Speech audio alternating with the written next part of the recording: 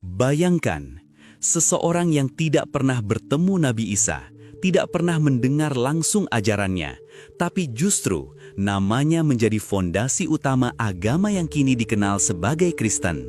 Bagaimana mungkin? Seorang pemburu murid-murid Isa tiba-tiba mengaku mendapat wahyu lalu mengubah seluruh arah ajaran yang dibawa sang nabi. Inilah kisah yang jarang dibuka. Kisah tentang seseorang yang bukan sekadar pengikut, tapi pencipta wajah baru dari sebuah agama. Dialah Paulus dari Tarsus. Dan di balik sosoknya tersembunyi perubahan terbesar dalam sejarah keyakinan manusia. Paulus atau Saulus sebelum pertobatannya bukan bagian dari murid Isa.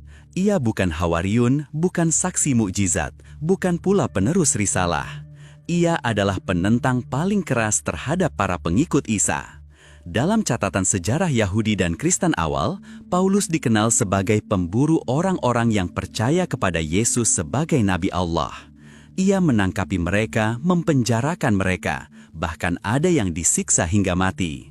Namun, suatu hari, dalam perjalanan menuju Damaskus, ia mengaku melihat cahaya dari langit dan mendengar suara berkata, "Saulus, Saulus, mengapa engkau menganiaya aku?"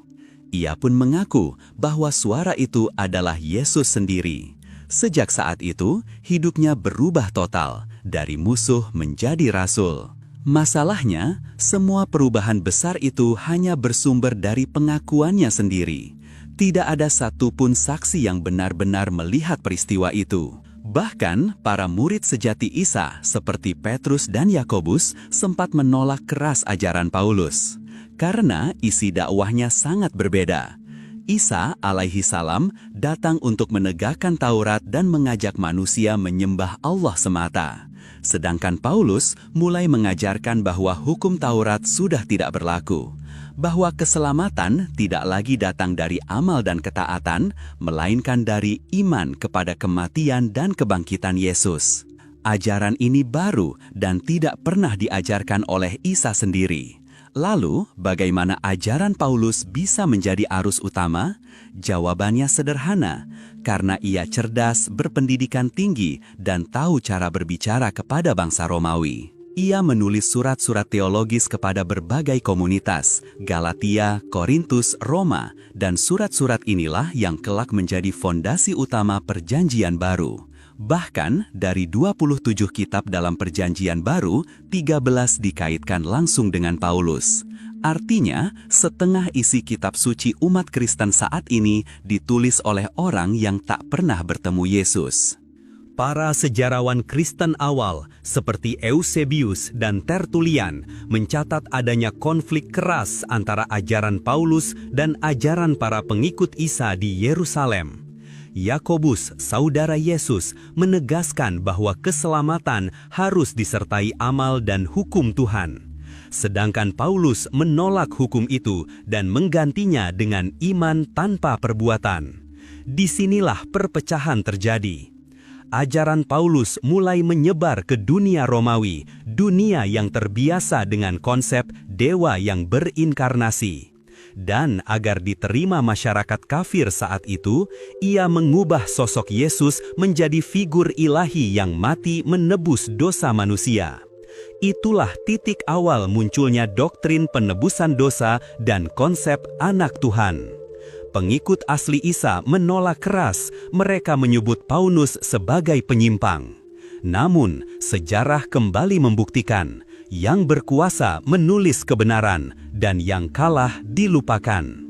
Ajaran Paulus menyebar luas karena dukungan politik dan budaya Romawi. Sementara pengikut Tauhid, kelompok Nazorian dan Ebionit dikejar dan dihapus dari sejarah gereja. Sampai akhirnya, 3 abad kemudian, pada Konsili Nicea tahun 325 Masehi, pandangan Pauluslah yang disahkan menjadi dasar iman resmi Kekaisaran Romawi. Jika kita jujur menelusuri jejaknya, Yesus tidak pernah berkata bahwa Ia adalah Tuhan. Ia tidak pernah menghapus hukum Taurat. Ia tidak pernah mengajarkan bahwa kematiannya menebus dosa manusia. Semua itu berasal dari penafsiran satu orang, Paulus. Dialah yang menciptakan teologi baru, istilah baru, dan sistem iman baru yang akhirnya melahirkan agama baru. Bukan pengikut Isa, tapi perancang wajah baru kekristenan. Sementara itu, ajaran murni Nabi Isa tentang keesaan Tuhan, tentang penyembahan hanya kepada Allah, hilang tertimbun berabad-abad lamanya. Hingga 6 abad kemudian, risalah itu dibangkitkan kembali lewat Nabi Muhammad SAW yang menegaskan kembali kalimat yang sama yang dulu dibawa oleh Isa. Sembahlah Allah, Tuhanku dan Tuhanmu. Dalam Quran Al-Maidah ayat 117.